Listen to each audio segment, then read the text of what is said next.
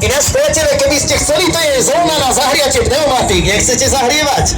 Dobre, asi nie. Takže priatelia, poprosím vás, vážne, momentálne bude na trati brutálne veľa konských síl. Poprosím, neseďte vedľa trati, keby náhodou, nedaj Bože, nevydalo. Máte o pol sekundy viac reakcie, aby ste mohli uniknúť. Čo k tomu dodať?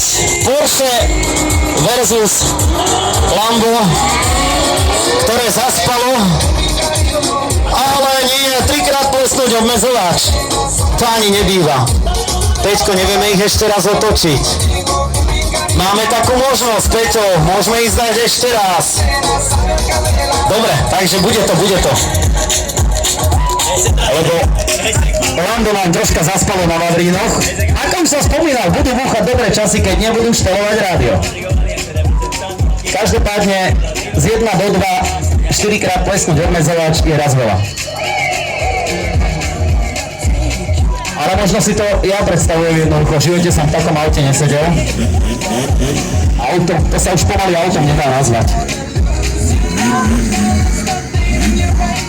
Takže priatelia, dáme ich ešte raz a potom, ako už som spomínal, prišli tu nejaké výzvy od profesionálov, od Profi Tuning. Predpokladám, že RS6 postavia vedľa jedného z týchto superšportov a keď je tu Fapuma, on je myslím, že Maďar, takže nebude mi rozumieť úplne. Keď je tu Fapuma s jeho Lancerom, tiež padla jedna výzva.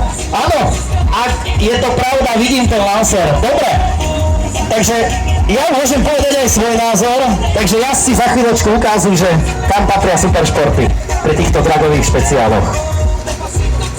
Neviem teda, ako sa to podarí. Momentálne máme výzváčik nachystaný zo susedného Maďarska.